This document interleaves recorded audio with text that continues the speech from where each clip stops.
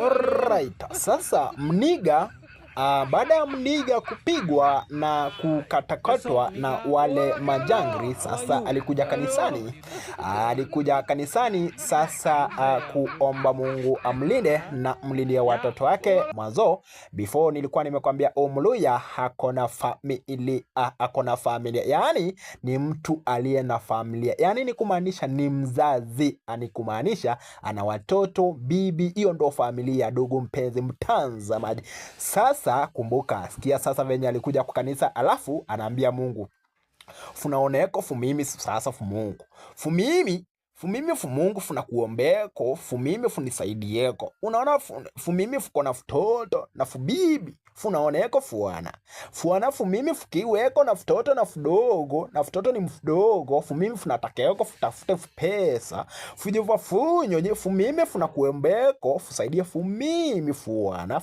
sababu futoto fubibi yangu funaomba fusukari kila asubuhi, lazima fukunye chai. Unaona fuyana na fumimi funatakeko fufanye kazi fibidii ili futoto fusangu fusome fusuri fuana funakuembeko fumimi funakuembeko fumimi na funajueko fumimi futabarikiwa fumachoni fobele yako funasikieko fumungu fujiofa funyonyi.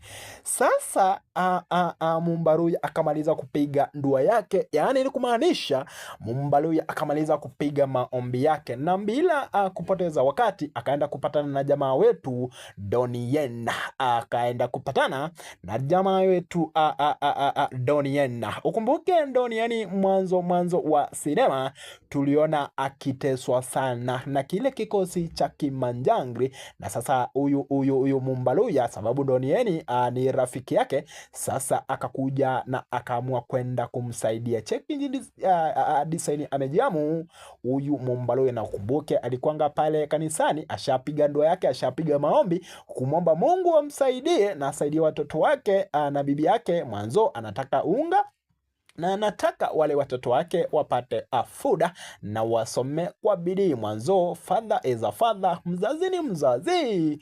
Na bila kupoteza wakati, cheki jinsi alivyojihamu sasa. Anaitwa Mumbaruya. Kumbuke mwanzo wa sinema tuliona Donnie akiwa ameteswa sana, na kwa hivyo Mumbaruya hafta kupiga maombi ameamua sasa kwenda kumsaidia. Sasa cheki maneno.